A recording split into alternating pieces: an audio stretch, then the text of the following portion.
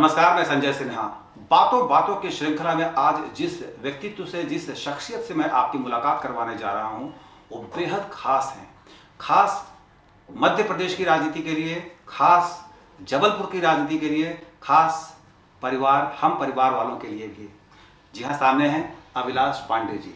जिस सीट से इन्होंने इस बार बीजेपी के टिकट से चुनाव को अंजाम होने दिया है, वो एक चमत्कृत अपने आप में पूरा एपिसोड है, उस पर चर्चा करेंगे। अभिलाष जी, जबलपुर के उत्तर मध्य से आप बीजेपी के उम्मीदवार रहे। ये हम सभी लोग एक आश्चर्य का विषय था कि टिकट आप कहां से ले आए। देखिए, ये तो भारतीय जनता पार्टी के वरिष्ठ नेतृत्व, प्रदेश नेतृत्व के और हमारे जबलपुर के नेतृत्व के प्रति आभार व्यक्त करता हूँ कि मैं बहुत सामान्य परिवार से भी हूँ और बहुत सामान्य कार्यकर्ता भी हूँ, लेकिन कार्यकर्ता के नाते मैंने बहुत ईमानदारी से संगठन का काम किया है। संगठन ने जो भी अपने स्तर पर विचार किया होगा, और भारतीय जनता पार्टी तो ऐसा एकमात्र संगठन है जो लगातार सीटों को सर्वे कर और बाकी सारे विषयों को ध्यान में रखकर ही भारतीय जनता पार्टी अपने प्रत्याशी को उतारती है। अभिलाष जी, अभी तो जो आपने बातें कही हैं वो बिल्कुल एकदम ठीक है। मेरा प्रश्न ये है कि क्या आपको उम्मीद थी कि आपको उत्तर मध्य से उम्मीदवार बनाया जाएगा? देखिए, मुझे तो इस बात की कभी उम्मीद भी नहीं थी कि मुझे चुनाव लड़ाया जाएगा। आप चुनाव लड़ना चाहते थे? देखिए, जब भी कोई राजनीतिक क्षेत्र में कार्य करता है तो उसके अपने काम की महत्वाकांक्षाएं भी होती है और उसको ये लगता है कि उसका आकलन भी हो। बतौर विधायक सीट के लिए आप पश्चिम से काफ़ी मेहनत कर रहे थे, काफ़ी वर्षों से लगे हुए थे। अचानक उड़ करके वहाँ जाने से आपको क्या लगा? देखिए, पश्चिम सीट, चूँकि पश्चिम विधानसभा में मैं रहता था, तो मेरी नैतिक जिम्मेदारी है कि वहाँ भारतीय जनता पार्टी का कमल खिले। यदि हम जिस राजनीतिक दल में काम करते हैं उस राजनीतिक दल का यदि आकलन होता है तो चुनाव के माध्यम से ही होता है। जब भी कोई परीक्षा देते हैं तो उसके परिणाम ही उस बात को सिद्ध करते हैं कि आपने कितनी अच्छी पढ़ाई की है। तो मेरी ये जिम्मेदारी थी कि पश्चिम विधानसभा के अंदर मैंने 4.5 साल खूब मेहनत इसलिए की थी कि भारतीय जनता पार्टी वहाँ से जीते, और मेरा पहले से ही मानना था कि जो भी प्रत्याशी होगा उसके साथ अभिलाष पांडे पूरी ताकत के साथ खड़ा होगा, और मेरा ये प्रयास रहेगा कि भारतीय जनता पार्टी जीते। लेकिन उत्तर मध्य विधानसभा से मुझे भारतीय जनता पार्टी ने जो टिकट दिया और चुनाव लड़ाने का जो अवसर मुझे चुनाव लड़ने का दिया, उसमें मेरी ये जिम्मेदारी सबसे महत्वपूर्ण थी कि ये सीट किसी कारण से पिछली बार भारतीय जनता पार्टी के पास नहीं थी।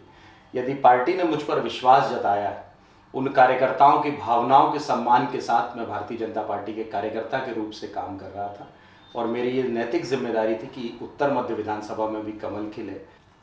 उत्तर मध्य में आपके नाम को छोड़कर बाकी बहुत सारे नामों की चर्चा थी। मैं खुद भी बहुत लोगों से बातचीत करता रहता हूँ, मिलता जुलता रहता हूँ, तो कभी ऐसी सुगबुगाहट भी नहीं सुनी थी मैंने कि उत्तर मध्य से आपका नाम आएगा। और जब उत्तर मध्य से आपका नाम आ गया तो क्या जो दावेदार लोग थे उनके, मैं थोड़ा सा कठोर शब्द का इस्तेमाल कर रहा हूँ, आप उसको डाइल्यूट कर सकते हैं, कलेजे पर सांप नहीं लौटा होगा?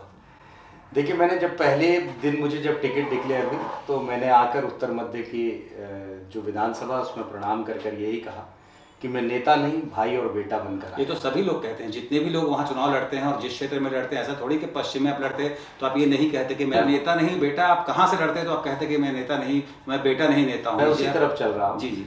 और मैं पहले दिन ही आया तो मैंने ये कहा कि मैं परिवार का सबसे छोटा बेटा हूँ, और यदि मैं चुनाव लड़ने आया तो निश्चित तौर पर वरिष्ठों का आशीर्वाद मुझे मिलेगा। और आप इस बात को प्रत्यक्ष रूप से देख सकते हैं कि भारतीय जनता पार्टी में चुनाव की टिकट मांगने के लिए किसी को रोक कभी नहीं रही। मैं सार्वजनिक जीवन में मैं अखिल भारतीय विद्यार्थी परिषद का कार्यकर्ता था। 2000 से मैंने काम प्रारंभ किया। उसके बाद युवा 11 साल मैंने एबीवीपी का पदाधिकारी रहा, फिर युवा मोर्चे का प्रदेश उपाध्यक्ष, प्रदेश महामंत्री, फिर 5.5 साल तक अध्यक्ष भी रहा। तो मेरा कभी ऐसा, मैं सोचता नहीं था कि कभी इस लाइन पे भी जा पाऊंगा, लेकिन ये तो प्रारब्ध का खेल है कि जहाँ जिस दिशा में जिसको जाना है उसका मार्ग वहीं से प्रशस्त। कितनी उम्र है आपकी अभी?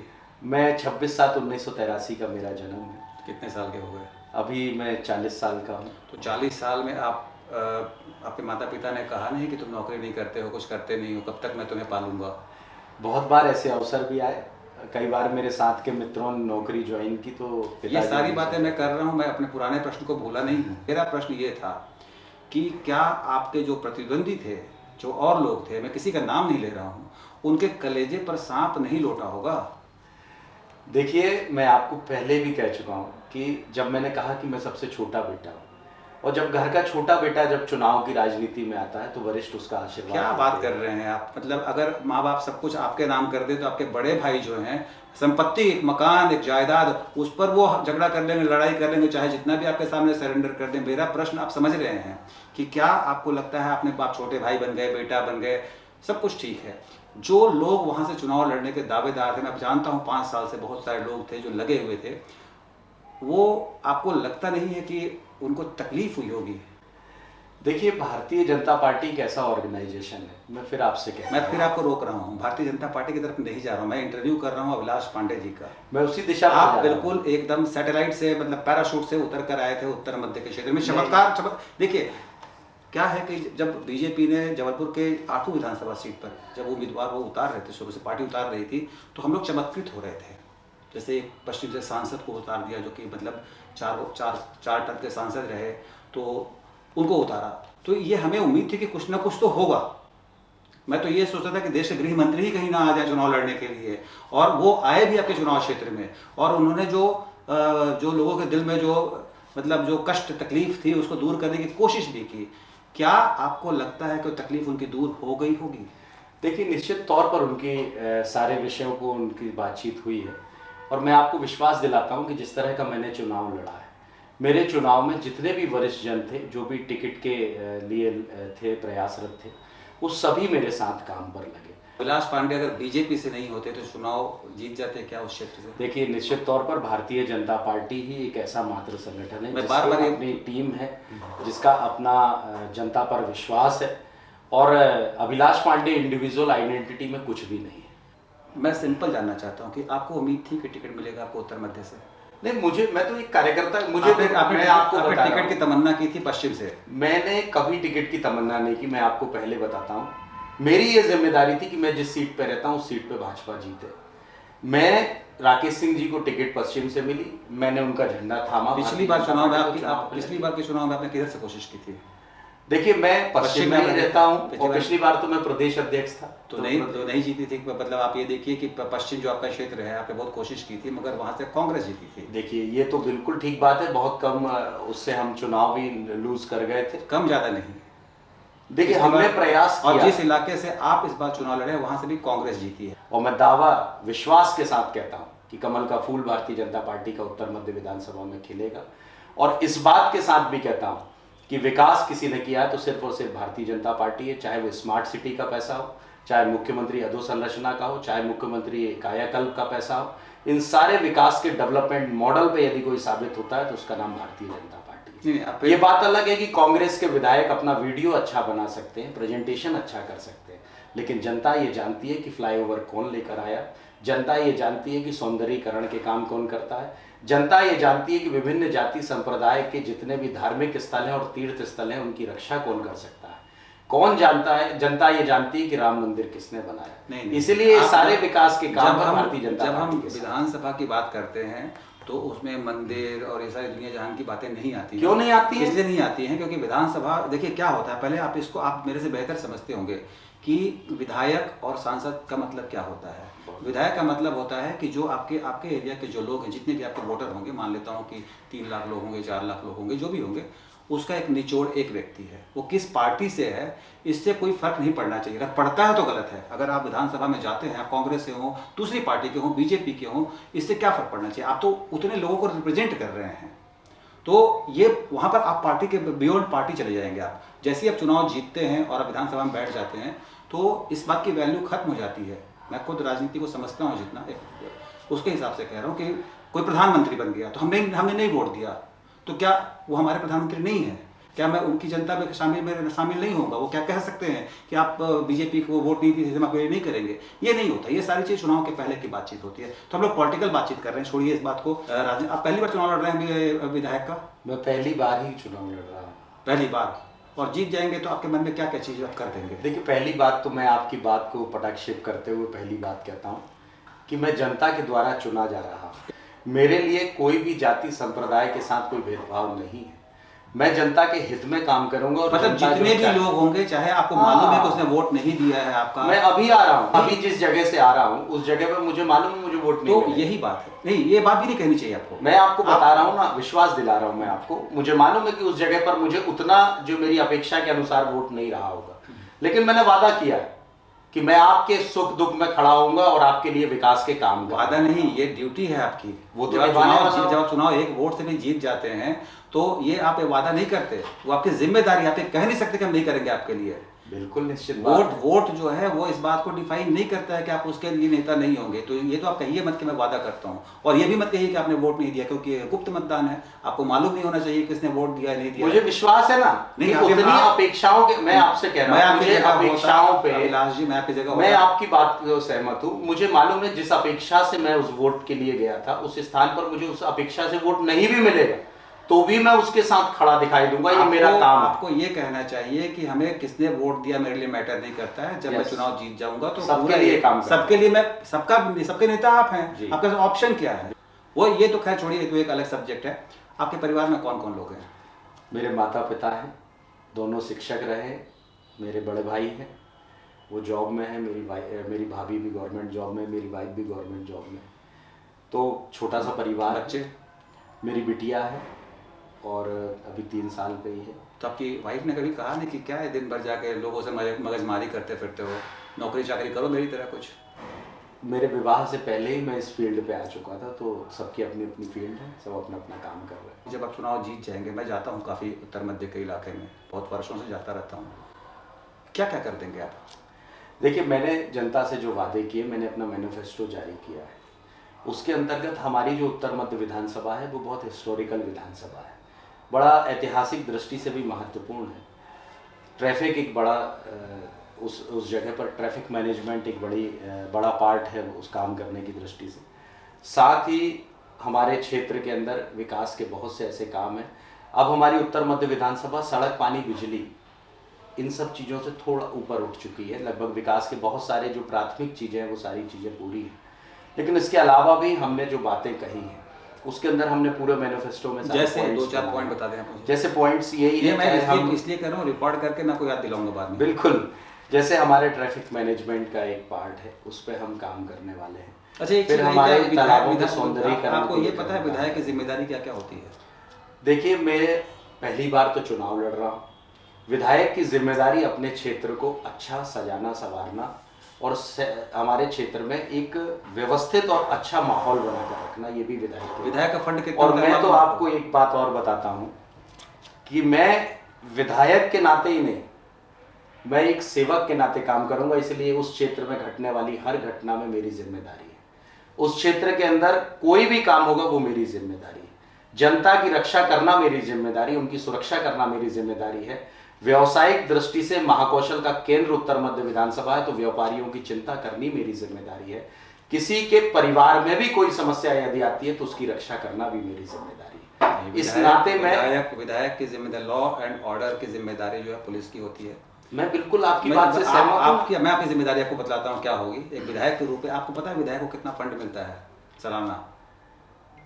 अब जो मिलेगा उस पर काम नहीं, आपको पता होना चाहिए, आप चुनाव लड़ रहे हैं, चुनाव लड़े आप। देखिए, विधायक को क्या फंड मिलता है क्या नहीं मिलता है, मेरे को 12 दिन चुनाव के मिले, मैं तो सिर्फ जनता से आशीर्वाद मांगने। चलिए, बहुत अच्छा फंड मिलता है और जनता जो मुझे आशीर्वाद देगी और जो चीजें मुझे मिलेंगी वो जनता पे ही बांटने। मुझे अच्छा लग रहा है कि आप इतनी ईमानदारी से स्वीकार कर रहे हैं कि अभी आप बिल्कुल पहली बार चुनाव लड़ रहे हैं। बिल्कुल जो पहली बार नेता लड़ते हैं, अभी आप दूसरी बार में थोड़ा सा ज़्यादा चतुर चालाक होते, लेकिन अभी आप निश्चल भाव से बोल रहे हैं अपनी बातचीत को। I appreciate that actually. But मेरा ये कहना है कि विधायक की जो जिम्मेदारी है, लॉ एंड ऑर्डर की जिम्मेदारी पुलिस की होती है, पुलिस कप्तान होता है, और ये पुलिस को देखने की जिम्मेदारी होती है। विधायक का काम होता है डेवलपमेंट का काम होता है, जनता की आवाज़ सदन के माध्यम से पहुँचाना सरकार तक। मैंने वही तो कहा आपसे। हाँ, तो वो जनता मतलब डेवलपमेंट की बात होती है। कभी विदेश गए हैं आप? नहीं, कभी नहीं गया। कहीं विदेश नहीं गए हैं? कभी यूट्यूब पर देखते होंगे या कहीं देखते होंगे, देखा है आपने दुनिया का कोई सबसे सुंदर देश कोई देखा है आपने कभी कोई?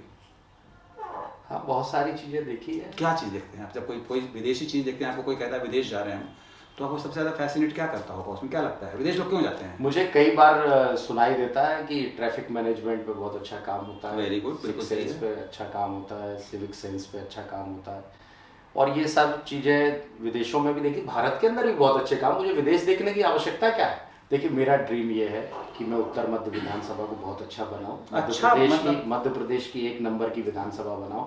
उसके लिए मुझे जो प्रयास करने होंगे, सड़क से लेके संसद तक भी यदि आवाज़ उठानी पड़ेगी तो मैं अपने लीडर्स के माध्यम से उसकी लड़ाई भी लड़ूंगा, लेकिन उत्तर मध्य विधानसभा के साथ छल और छलावा नहीं होने दूंगा। मैं आपको विश्वास दिलाता हूँ कि जब आप मुझसे अगली बार मिलेंगे तो आप इस संभावना के साथ मिलेंगे कि अभिलाष ने जो बातें कही वो पूर्णतः मैं अगली बार मिलूंगा, विद रिकॉर्डिंग मिलूंगा कि आपने ये कहा है। बिल्कुल। और मैं आपसे ये रिक्वेस्ट करता हूँ कि आप एक बार मतलब जो विदेश का सबसे छोटा देश भी हो उसके बारे में थोड़ा पढ़ें, थोड़ा देखें, और मैं चाहता हूँ कि आप उसको ऐसा विकसित कर दें कि वास्तव में अभिलाष पांडे का नाम मतलब कम से कम राज्य स्तर पर हो कि हाँ उन्होंने कुछ काम कर दिया है।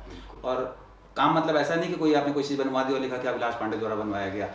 कोई विधायक कुछ नहीं बनवाता है। विधायक अगर अपने पैसे से बनवाएगा, अपने घर से पैसे लेकर बनवाएगा तो उसको लिखने का हक है। आपने हमारे पैसे लेकर के जनता के पैसों से बनवाया है और आप क्या लिखते हैं कि हमने बनवाया है, तो वो तो टेक्निकली एक एरर है, उस पर बाद में बातचीत करूंगा। आपका अपने अपने जीवन में और क्या ड्रीम है आपके? मेरी तो ड्रीम एक ही है कि मैं सेवा करना चाहता हूँ। तो भी वो तो बिना वो सेवा, देखिए सेवा जब आप कहेंगे, सेवा जब भी आप कहेंगे तो मैं बार बार कहूंगा कि उसके लिए आपको कोई नेता बनने की, विधायक बनने की जरूरत भी नहीं है। सेवक तो सेवा कोई भी कर सकता है, विभिन्न माध्यम होते हैं, मैंने वो काम भी किया। विधायक बनना मतलब ये है कि आपके पास एक पावर आएगी, आपके पास एक ऐसी शक्ति आएगी जिससे कि आप बहुत बड़े बड़े काम कर सकते हैं, उन कामों को अंजाम दे सकते हैं जिससे हमारी जिंदगी बदल सकती है। तो क्या आप ये कह रहे हैं कि वैसा कुछ करेंगे? निश्चित तौर पर करूंगा, कोई माइलस्टोन जरूर बनाऊंगा। जबलपुर की सबसे बड़ी समस्या क्या है? जबलपुर की सबसे बड़ी समस्या क्षेत्रों की अलग अलग आपके क्षेत्र की क्या समस्या है? मेरे यहाँ ट्रैफिक अपने आप में एक बड़ी समस्या है। वो तो ट्रैफिक पुलिस कर लेगी, ठीक है, एक बार आदेश दे देंगे, एसपी कर लेगा, उसमें 1 मिनट। आप इतना आसान नहीं होता चीजों को, प्रशासन भी कई बार प्रयास कर चुका होगा, लेकिन उसके साथ जब जनप्रतिनिधि तटस्थ होकर खड़ा होता है तो परिणाम का। चलिए मैं आपको बताता हूँ जबलपुर की सबसे बड़ी समस्या क्या है। जबलपुर की सबसे बड़ी समस्या जो है, नालियाँ खुली हुई हैं। नालियाँ कहीं भी खुली नहीं होनी चाहिए। नालियाँ खुली होने से उससे गंदी हवा निकलती है, आपको पता है वो जानलेवा होती है। आप सोचते हैं ना गटर में मजदूर उतरा था मर गया, तो हम गटर के ऊपर बैठे हुए हैं। और ये कोई बहुत महान काम नहीं है, ये काम विधायक का है, पार्षद का है, यही काम नेताओं का। ये एसपी का काम नहीं था, ये कलेक्टर का हो सकता था। क्या आप ये वचन देते हैं कि कोई नाली आपकी कंस्टिट्यूंसी में नहीं खुलती रहेगी? संजय सिन्हा आप आकर देख जाना, नालियाँ खुली हुई हैं, मानते हैं आप ये बात? हाँ, नालियाँ तो खुली हुई हैं। नालियाँ क्यों खुली हुई हैं? नाली बात करेंगे नगर निगम से। आपको लगा आपने एक बहुत अच्छा सुझाव हमको दिया, आप ये नाली ढकवा देंगे सारी? सबसे सामान्य से मैं आपको बात बता रहा हूँ, सबसे बड़ी समस्या ये, मतलब किसी भी आप ऐसे इलाके से गुजरते हैं, उसकी जो स्मेल होती है, आप जब इनहेल करते हैं तो वो आपके लिए डेंजरस है। उसी की मात्रा बढ़ती है तो आदमी मर जाता है। उससे आपको 50 तरह की बीमारियां होती हैं जिसका आपको अंदाजा नहीं होता है। क्या आप नाली ठीक करवा देंगे? आपका सुझाव है, इस पर ध्यान रखेंगे। क्या पार्किंग की व्यवस्था ठीक करवा देंगे आप वहाँ पर? मैंने तो कहा ही है। पार्किंग कैसे ठीक करवाएंगे? उसके लिए मैं करूँगा, उसका एक मैकेनिज्म बनाऊंगा। करीब बहुत कम समय मुझे मिला चुनाव में, मुश्किल से 12-14 दिन के ही चुनाव लड़ा हूँ मैं, लेकिन 12-14 दिन में ही मैंने जनता के बीच में जाकर जनता की राय मानकर, जनता ने जो मुझे बातें कही उन सारी बातों को मैंने अपने अंदर समाहित किया। अच्छा, ऐसी और एक बात और कह रहा हूँ, मैंने अपने घोषणा पत्र को पूर्णतः विराम नहीं दिया है। मैंने उसके नीचे ये लिखा है कि संभावनाएं और भी हैं, आपके और सुझाव आमंत्रित हैं, जो आप कहेंगे उस दिशा पर हम विचार कर काम करने वाले हैं। तो कुल मिलाकर उत्तर मध्य विधानसभा के अंदर बहुत से ऐसे काम होंगे जो होंगे, और आपको उसको देखने में कुछ दिन बाद आपको ये महसूस होगा कि अभिलाष ने जो बातें कही हैं उसके वादों को पूरा। अच्छा, एक सवाल और पूछ लेता हूँ आपसे कि आपकी नज़र में, आप एक कॉमन मैन हैं, आप, मैं उधर बैठा हूँ, आप इधर बैठे हुए हैं, जनता की समस्या क्या है? जनता की समस्या क्या है?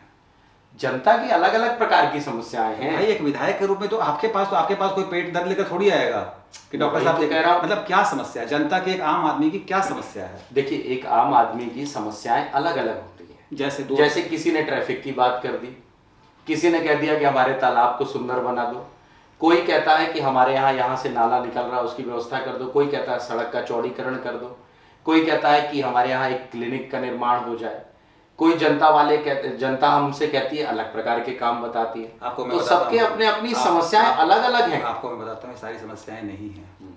जनता की समस्या जो है, आम जनता की समस्या, वो है अच्छी शिक्षा की व्यवस्था आपके इलाके में होना, जनता की समस्या है अच्छे इलाज की व्यवस्था आपके इलाके में होना। मैंने 3 चीजों को कॉमन किया है अपने पूरे उसमें, शिक्षा, स्वास्थ्य और रोजगार।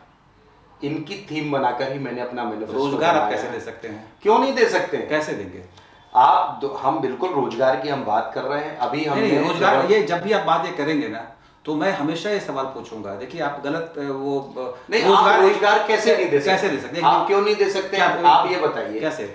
मध्य प्रदेश की सरकार स्वरोजगार के लिए काम कर रही है। एक सेकंड, आप, मैं फिर रोक रहा हूं आपको। स्वरोजगार जो है वो आपका क्रेडिट नहीं है। आप मुझसे अगर बोल देंगे, ये सारी बातों में हम डिटेल में चले जाएंगे, आप मुझसे बोलेंगे कि यहाँ रेहड़ी लगा लो, यहाँ पे दुकान खोल लो, वो आपका नहीं दिया हुआ है। वो तो भूखा पेट कुछ ना कुछ काम कर ही बैठेगा। रोजगार जब आप कहेंगे तो इसका मतलब होगा आप सरकारी नौकरी को रोजगार मानते हैं? सिर्फ सरकारी नौकरी? आप नहीं, फिर और सरकारी नौकरी रोजगार है ये मानना गलत है, और आप इसको भी मानना छोड़िए। इसीलिए मैं कहता हूं स्वरोजगार से रोजगार का निर्माण। किसी व्यक्ति को कोई अपना उद्यम चला रहा है, उसमें यदि 20 लोगों को नया रोजगार मिलता है तो उसका रोजगार है। हम सिर्फ ये गलती करते हैं कि हम सिर्फ सरकारी नौकरी को ही रोजगार क्यों समझते हैं। आज कोई होटल मैनेजमेंट वाला काम करता है जिसके यहाँ 50 एम्प्लॉय काम कर सकते हैं, तो क्या वो स्वरोजगार की दृष्टि से रोजगार नहीं चला रहे हैं अपना? यदि कोई कपड़ा मिल चला रहा है, उसके यहाँ यदि 50 नए वर्कर लगते हैं, तो उसको क्या वो उसका रोजगार नहीं है क्या? हम सिर्फ सरकारी नौकरी से रोजगार देना इस देश की समस्या का हल नहीं हो सकता। यदि स्वरोजगार के माध्यम से ही उसकी समस्या का हल होगा, हम अपने क्षेत्र में इस पे काम करेंगे ना। मैंने आपसे कहा कि महाकौशल के औद्योगिक केंद्र का सबसे बड़ा केंद्र जबलपुर है। उस दृष्टि पे हम उनको उतनी सुविधाएं प्रोवाइड करेंगे ना। अभी हमने गारमेंट क्लस्टर बनाया है और अन्य प्रकार के क्लस्टर, रेडीमेड क्लस्टर्स की बात करेंगे, बाकी क्लस्टर्स की बात करेंगे, जहां पर युवाओं को रोजगार मिल सके। ये मेरी नैतिक जिम्मेदारी, मैं इस दिशा पे काम करने वाला हूं। मैं आपको एक बात बताऊं, जब सरकार कहती है कि हम रोजगार देंगे, सरकार सोशल सिक्योरिटी दे सकती है। रोजगार की बात अगर सरकार करेगी तो जो उसके कार्य क्षेत्र में आएगा वो सरकारी तंत्र ही होगा। जब आप स्वरोजगार की बात करेंगे तो आप हमको मोटिवेट कर सकते हैं, आप हमें इस बात के लिए प्रेरित कर सकते हैं कि भाई आपको कुछ अपना काम भी करना चाहिए। ठीक वैसे ही है कि भाई मैं खाना नहीं खिला सकता हूँ, बगल में शादी हो रही है, खा लो खाना धीरे से। हमें आप स्वरोजगार के लिए, मान लीजिए कोई आपके इलाके में करना ही नहीं चाहिए काम करना, तो बेरोजगार रह जाएंगे लोग। स्वरोजगार का नहीं, ये जो जब व्यापारी को सुविधा प्रोवाइड करोगे तो क्यों नहीं करेगा वो रोजगार? अभिलाष जी, मैं आपको एक बात बताता हूँ, स्वरोजगार जो है ना, ये एक जुमला है कि हमने वो भी कर दिया, वहां कमा रहा है। कोई अभी कमा रहा है ना, अगर आपको मान लीजिए नौकरी नहीं मिली, आपके फादर को नौकरी नहीं मिलती और कुछ और कर रहे होते, तो ये सरकार की नाकामी होती। या सरकार को कंप्लीट प्राइवेटाइजेशन कर देना चाहिए कि भाई आपको जॉब मिलेगी, आपके लिए ये व्यवस्था होगी। अमेरिका में यही सिस्टम काम करता है। अमेरिका में मैक्सिमम लोग जो है सो प्राइवेट नौकरी करते हैं, पर वहाँ पर सोशल सिक्योरिटी लागू है कि अगर उसको रोजगार नहीं मिलेगा तो सरकार की जिम्मेदारी हो जाएगी। वो आदमी अगर सक्षम है नौकरी करने के योग्य है, कोई इंजीनियर है और उसको कोई कंपनी वहाँ पर जॉब नहीं दे रही है, तो ये सरकार की जिम्मेदारी होगी कि उसको पाले, उसको पैसा दे। मध्य प्रदेश की सरकार भी तो यही कर रही है। क्या कर रही है? अभी स्किल्ड यूथ को, यदि स्किल्ड यूथ है, उसको ट्रेनिंग कराने के नाम पर जो मुख्यमंत्री की स्कीम चल रही है, उसमें 8,000 रुपए का स्टाइफंड तो सरकार ही दे रही है ना। 75% सरकार दे रही, 25% उस कंपनी के द्वारा दिया जा रहा है। आपको ये सरकार क्यों नहीं काम कर रही है? ये बोलते हुए आपको तकलीफ नहीं हो रही है? क्यों इसमें तकलीफ की क्या बात है? 8,000 रुपए महीने दे रहे हैं, आप कह रहे हैं 8,000 रुपए महीने स्टाइपेंड दे रहे हैं। आप तो एक इकोनॉमिक्स में टर्म होता है अर्ध बेरोजगारी, वो बेरोजगारी से ज्यादा बुरी चीज होती है।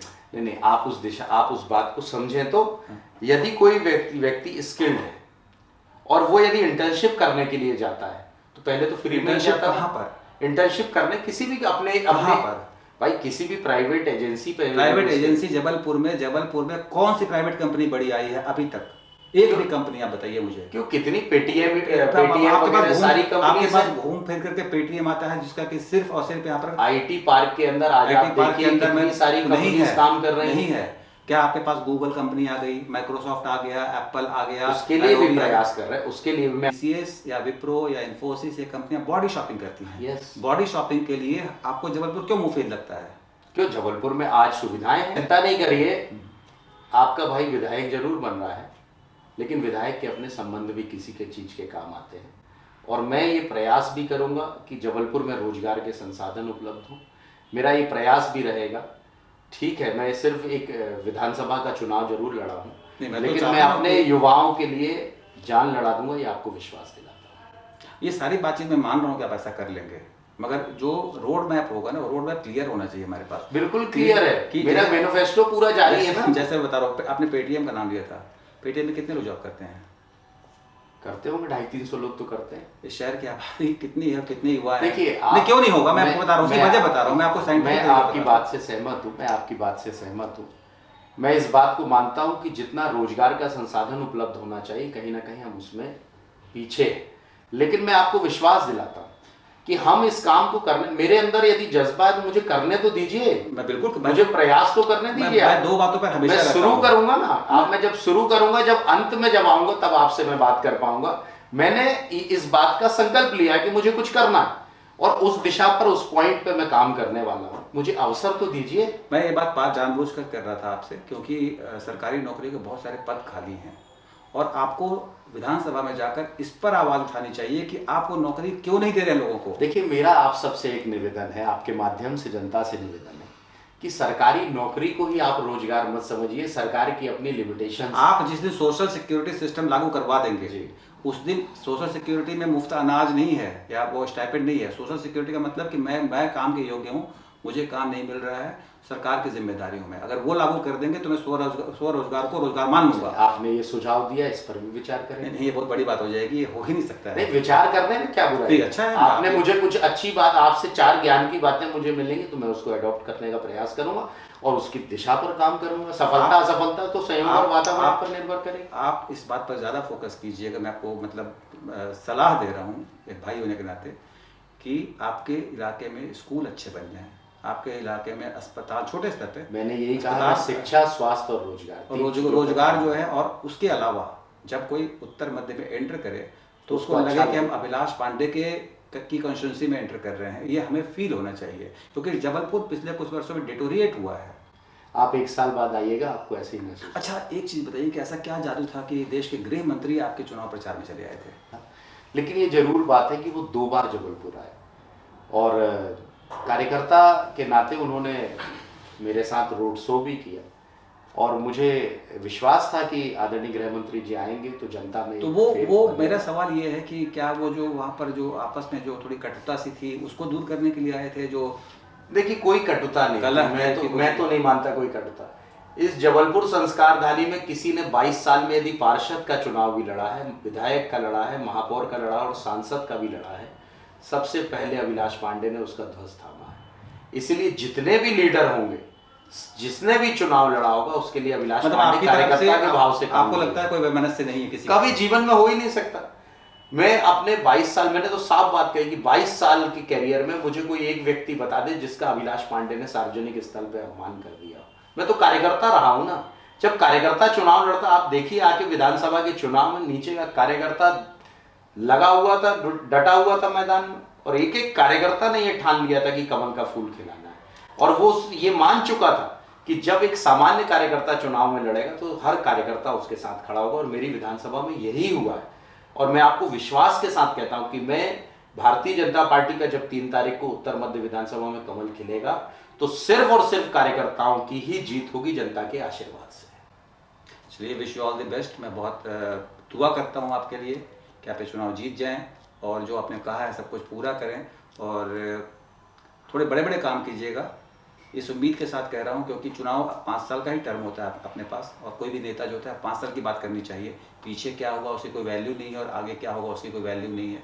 तो मैं ये दुआ करता हूं और मैं इस इंटरव्यू में आपको ये कहना चाहता हूं कि अभिलाष पांडे जी बहुत यंग हैं और मुझे उम्मीद है कि अगर ये चुनाव जीत जाते हैं तो वाकई कुछ बहुत शानदार काम करेंगे, और अगर नहीं करेंगे तो मैं फिर इनके पास दोबारा जाऊँगा और उनको याद दिलाऊँगा कि इन्होंने क्या क्या कहा है। फिलहाल आपसे लेता हूँ इजाज़त। नमस्कार।